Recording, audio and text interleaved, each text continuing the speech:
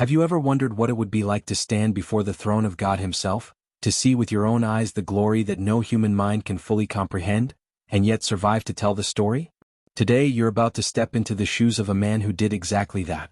Welcome to Divine War Stories, where we uncover the hidden battles, the visions, and the extraordinary encounters between heaven and earth.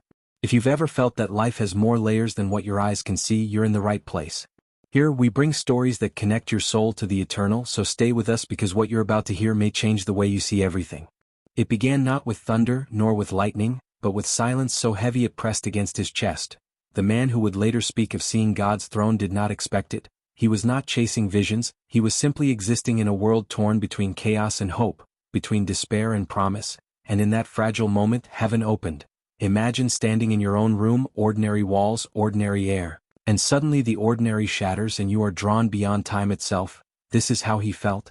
His knees weak, his breath stolen, his eyes unworthy to lift, yet something within him whispered, "Look," and as he did, his reality was forever altered, for before him stood not symbols, not shadows, but the very dwelling of the Almighty, radiant, unapproachable, yet strangely pulling him closer.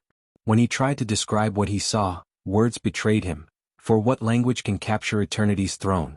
He spoke of colors that do not exist in our spectrum, of light that does not burn but heals, of thunder that does not frighten but awakens, and there, at the center of this unearthly vision, was a throne so vast it seemed to stretch beyond galaxies, yet so near it pressed against his very soul.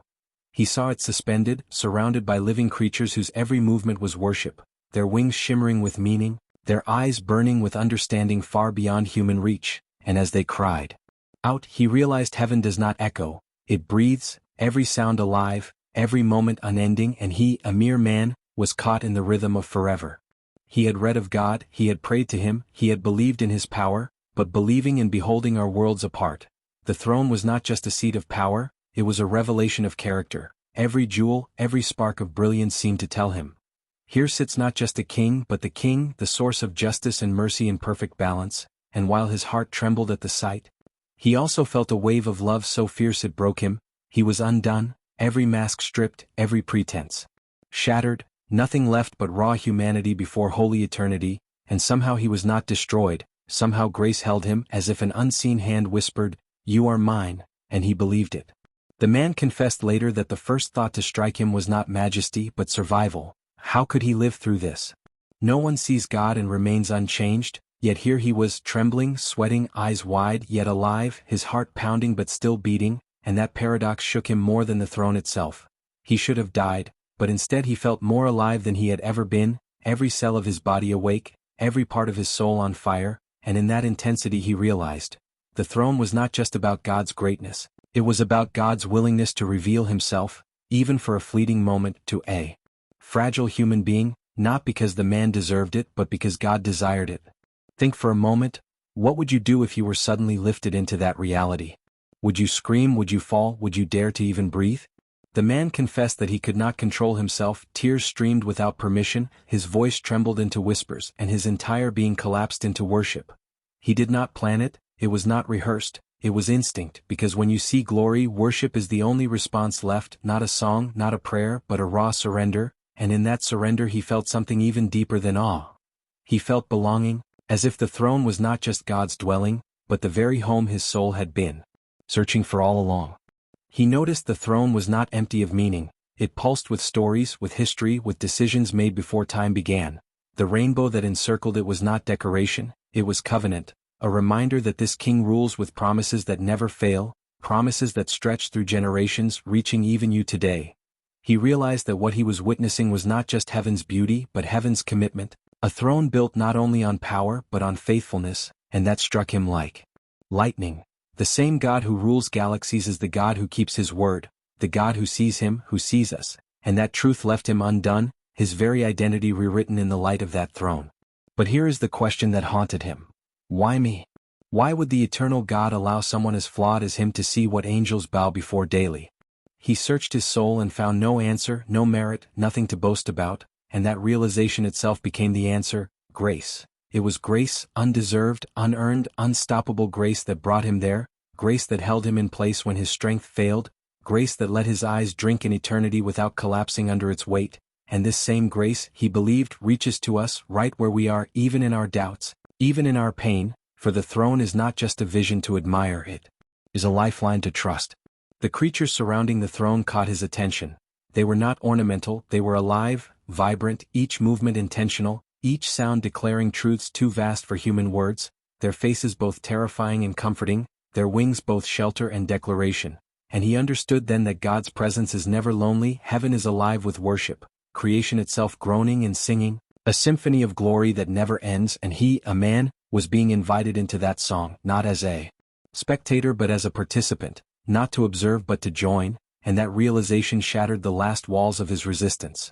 He sang, or perhaps his soul sang for him, and heaven did not reject it, it welcomed him. He would later tell those who asked that the throne was not something to see, but to experience, for sight fades, but experience imprints forever. He said he could close his eyes years later and still feel the pulse of that moment, the living rhythm of eternity beating inside his chest, and though he walked again on dusty earth, though his feet returned to roads of hardship and his eyes to tears of this world, something inside him never left that throne, it marked him, it transformed him, it redefined what mattered and what did not, and perhaps that is the greatest gift of seeing God's throne, not escaping life, but being empowered to live it differently, courageously, faithfully, because you carry heaven's imprint within. Now pause and think with me. You may not have visions like this man, you may never be pulled beyond time to see the throne with your eyes, but what if the same God who revealed himself to him is revealing himself to you in different ways, quieter but no less real? Maybe in the silence of your prayers, maybe in the chaos of your nights, maybe in the unexpected kindness of a stranger, or in the whisper that you are loved when you least feel it. The throne may not break into your room with lightning, but it can break into your heart with truth, and when it does, you too will be undone, you too will know that you belong, and that knowledge can change everything. If you are enjoying this video, please like, subscribe and hit the notification bell to help this channel reach more people. Now let's continue. The man often struggled to explain what happened after the vision, because the return to earth felt almost cruel, to go from eternity's throne back to dusty streets, back to the noise of people who had no idea what he had just seen, felt like carrying a secret too heavy for words, yet he also knew it was a gift, not meant to be locked away, but to be shared, and so he spoke, carefully, tremblingly, not to impress but to awaken, to remind others that heaven is not a myth, not a dream but a reality more real than the ground beneath their feet, and though many doubted, though some mocked, there were those whose eyes lit with hope, whose hearts whispered, if he saw, maybe God still sees us. He carried scars from the encounter, not physical but emotional, spiritual, deep within. He found it harder to live shallowly, harder to chase meaningless pursuits because once you have seen eternity, temporary things lose their grip. He laughed less at foolishness, cried more at injustice, and loved harder because he realized how short time really is, and people noticed, they whispered about the change, about the fire in his eyes, about the weight in his words, and though he tried to hide it, the throne would not let him, for heaven leaves marks, invisible yet undeniable, and he realized that maybe this was the true reason he lived to tell. Not to entertain but to embody the message.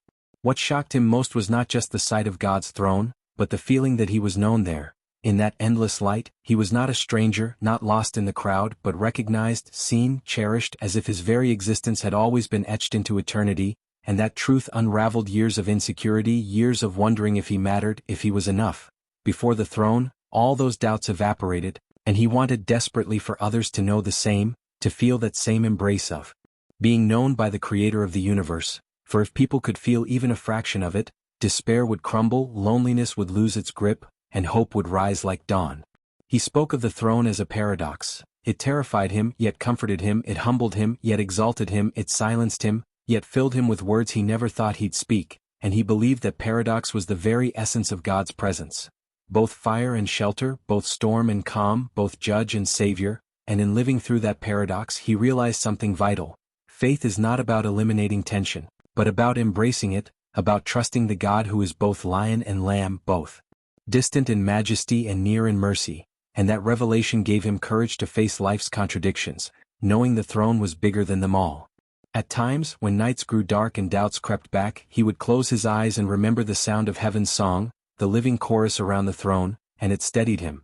He said it was like carrying a soundtrack that never faded, a reminder that even when earth's voices shouted fear, heaven's voices still sang truth, and that contrast anchored him through storms, and perhaps that is what each of us needs, not visions that tear the sky open, but reminders that there is a greater song than our sorrow, a greater throne than our trials, and if we can tune our hearts to that song, we too will endure, we too will rise. People sometimes asked if he regretted it, if seeing the throne made life harder because now nothing compared, and he admitted yes, in a way it did. Earthly pleasures felt shallow, achievements faded quickly, but regret was not the right word, gratitude was, because even if the taste of eternity made earth feel less, it also made love feel more, compassion burn deeper, and justice matter fiercely, and he would choose that transformation 1,000 times over, for to live small after seeing the infinite would be betrayal, but to live bold, to love fiercely, that was the only fitting response, and that is what he did, quietly, consistently, until his last breath. There's something he said once that struck me: I did not survive to tell you what I saw, I survived so that you might believe what you cannot see, and those words echo through time. His vision was not entertainment, not curiosity, but invitation, an open hand stretching from eternity to humanity saying, come closer, dare to believe, dare to live as if the throne is real, because it is, and when you live like that, fear loses its grip, greed loses its lure, and love becomes the greatest weapon you carry, because you are no longer bound by what ends, you are anchored to what never ends. Imagine for a moment that the throne he saw is real, not a symbol, not a story, but reality itself, and imagine that the same God who allowed him to see it is still reigning today, unshaken, unchallenged, unmoved by the chaos of the world. How differently would you walk into your battles, your heartbreaks, your uncertainties if you truly believed the throne was behind you, that the one who sits on it calls you his own? This is not fantasy. It is faith, faith anchored in reality so powerful that it rewrites how you see pain, how you endure loss, how you chase purpose, and the man's vision is proof. Eternity is closer than you think. So perhaps the Real story is not about him seeing the throne, but about you hearing it now. Maybe you were meant to stumble across this story, to feel the weight of eternity brushing against your ordinary life, to realize that the same God who revealed himself to a man is revealing himself to you, through whispers, through scripture, through encounters that might seem small but are echoes of the same throne. And maybe your life, too, will never be the same, not because you saw it with your eyes, but because you believed it with your heart, and in that belief, eternity begins even now, here, within you.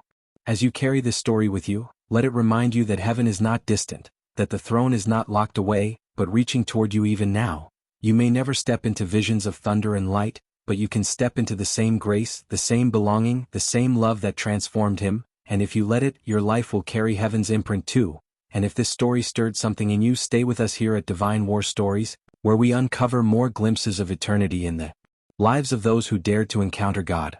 Subscribe, share, and keep walking with us, because the throne that changed him can change you too.